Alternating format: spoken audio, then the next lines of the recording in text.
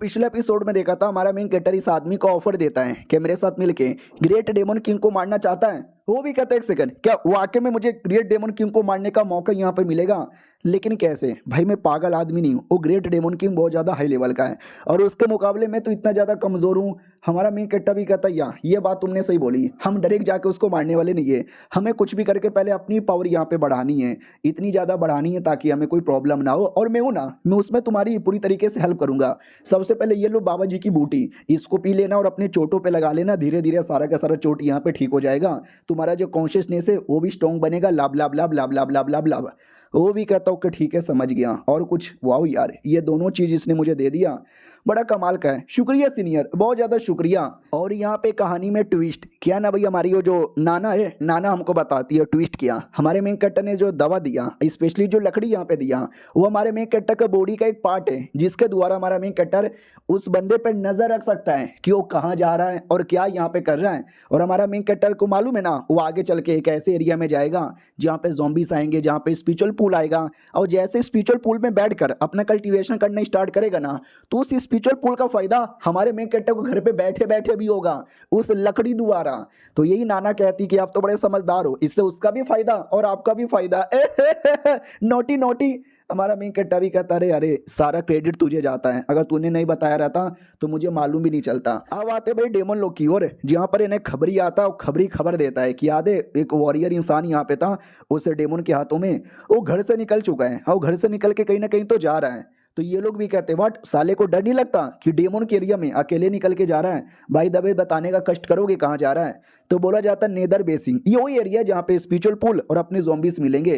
तो ये लोग भी कहते हैं व्हाट भाई, वो पागल वागल है क्या? मतलब वो कितना खतरनाक एरिया है, वहाँ पे अजीब अजीब से खतरनाक zombies आते हैं और वो zombies मरने का नाम ही नहीं लेते। तुम जितना मारते हो उतना ज़्यादा वो रिकवर यहाँ पे हो जाते हैं। तो हम क्या करें जिससे वो मर जाए? दूसरा भी कहता है डोंट नो क्या करे। तो तीसरे से पूछ लिया जाता है, मेन जो बर्ड वाला था। बर्ड भी कहता है पहली बात शायद वो पागल आदमी है, इसके लिए वो जा चुका है। और दूसरी बात, मन तो है कि उस पर अटैक कर दे, लेकिन वो ऐसे भी खतरनाक एरिया में जा रहा है तो वहाँ पे उसके जिंदा बचने के चांसेस ही नहीं है, वो ऑटोमेटिक मर जाएगा। हमें कुछ भी करने की जरूरत ही नहीं है। तो ये लोग भी कहते हैं यार तुमने बात तो सही बोली है, हमें कुछ भी करने की जरूरत ही नहीं है। बर्ड भी कहता हूँ कि ठीक है, हमें कुछ भी करके बाकी डेमन लोग को बुलाना है, बुलाने के बाद अपना काम करना है। तो बैल भी कहता है या यू आर राइट यार, हमें बाकी डेमन लोग को बुला के अपनी टीम बनाना है। अब आते हुए उसी वॉरियर की ओर जो जोम्बी के पास आता है और जोम्बी के माथे पे मारता है, जिससे जोम्बी है ना मरने लग जाता है। और कहता है आने से पहले मुझे बोल दिया गया था कि उसका जो ये माथा है ना उस पर मारना, वो उसका सबसे वीक पॉइंट है। तुम बॉडी के किसी और कोने पे क्यों ना कितना मार लो, वो नहीं मरने वाले, लेकिन माथे पे तुमने एक अटैक कर दिया ना, वो मर जाएंगे। और जो लकड़ी हमारे मेन कैरेक्टर ने दिया था, लकड़ी द्वारा हमारा मेन कैरेक्टर देख पा रहा है, सब कुछ महसूस कर पा रहा है। और ये बंदा भी लकड़ी द्वारा हमारे मेन कैरेक्टर के साथ ना कांटेक्ट कर पा रहा है। हमारा मेन कैरेक्टर भी देखता हो, ये देखा मेरा लकड़ी का पावर, बैंड बजा डाला सारे के सारे zombies लोग को, प्रॉब्लम खत्म हो गया। क्या ना रियलिटी में उसको 1 महीने का टाइम लगा था पता करने में, लेकिन यहाँ पे मैंने सब कुछ बता के एडवांस में 1 दिन में पूरा कर दिया। वत्स भाई तुम पास हो गए। वो भी कहता सीनियर यार आपकी आवाज आ रही है। वो भी कहता नहीं मैं सीनियर नहीं हूँ, मैं कोई और हूँ। यानी हमारा मेन कैरेक्टर कांटेक्ट करता है, एक आत्मा बन के कांटेक्ट करता है। हाँ, वो इसकी बातों का विश्वास भी कर लेता है। उसको लगता है वाह ये पक्का लकड़ी की आत्मा होंगी, सीनियर जी मेरी हेल्प करना। वो भी कहता जाओ बच्चे जाके पूल में लेट जाओ। तो वो पूल में लेट कर अपना कल्टीवेशन करने लगता है और लकड़ी द्वारा हमारे मेन कैरेक्टर को भी उधर फायदा होने लगता है। और 2 मिनट के कल्टीवेशन में ही इसका तो लेवल अप हो जाता है। कहता वाह वाह यार मेरा लेवल अप हो गया, और ये पुल तो कितना बड़ा है। और दूसरी ओर हमारा मेन कैरेक्टर जो लकड़ी द्वारा पावर ले रहा था, तो वो जो लकड़ी धीरे धीरे धीरे धीरे धीरे एक बड़े से पेड़ में कन्वर्ट हो जाता है। इधर हमारा मेन कैरेक्टर भी कहता हुआ छोटे छोटे लकड़ी से पावर लेने में टाइम लग रहा था, तो मैंने लकड़ी बड़ी यहाँ पे कर दी। अब डायरेक्ट मुझे ढेर सारा पावर यहाँ पे मिलेगा, मजा ही आ जाएगा।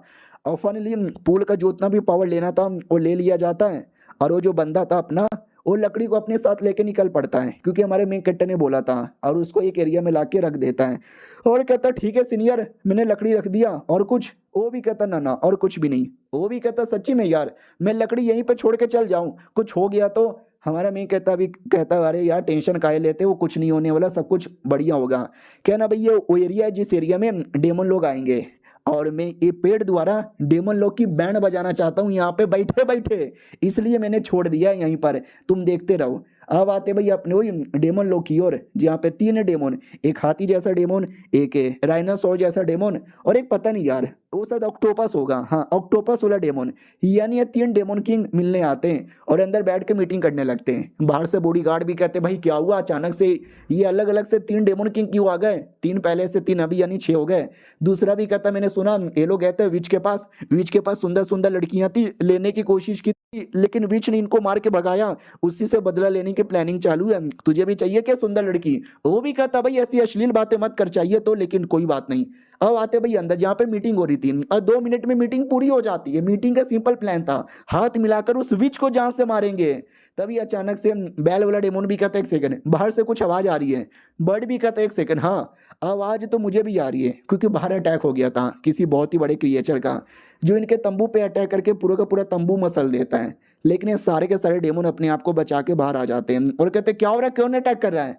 हमारा मेन कैरेक्टर अटैक कर रहा है। जो पेड़ उसने वहां पे रखवाया था वो पेड़ द्वारा अटैक किया था, लेकिन वो पेड़ को घर पे बैठे बैठे ही कंट्रोल किए जा रहा है। कहता भी ये देखा मेरा दिमाग तूने? वो भी कहती है अरे देखा मैंने आपका दिमाग, भाई आप तो बड़े कमाल के निकले। हमारा मेन कैरेक्टर भी कहता चलो इनकी बैंड और बजाता हूँ, मैं लिटरली उनसे 1000 मील दूर हूँ, इतने दूर से उनको मार पा रहा हूँ। बर्ड भी कहता अरे सलाम फिर से अटैक कर रहा है, अबे रुक जा भाई, कौन हमारे पीछे हाथ धो के और नहा धो के पड़ा हुआ है। लेकिन हमारा मेन कैरेक्टर नहीं रुकता, उन पे अटैक करता है, उनको मसल के रख देता है। मरता कोई नहीं है लेकिन चोट सबको लगता है। उसमें जो हाथी वाला था ना उसको और आ जाता है गुस्सा, वो भी कहता बस बहुत हो गया, लगता है मुझे भी अपनी पावर दिखानी पड़ेगी। वो भी जोरदार पावर दिखाता है लेकिन फायदा ही नहीं, अगला अटैक करके हमारा मेन कैरेक्टर उसको भी मसल देता है।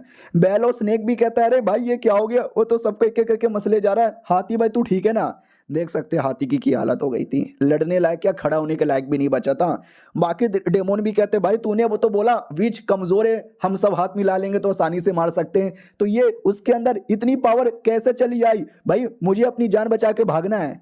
भाई बैल और सांप तो दोनों भाग भी जाते हैं और हमारा मेन कट्टा देख लेता, कहता है हाँ, मुझे हराने के लिए प्लानिंग बना रहे थे, अब मेरी पावर देख के डर के मारे भागने लग गए। रुको सालो, हाथी भी जैसे तैसे खड़ा होकर भागने लगता है, यानी अब सबके सब भागने लगते हैं।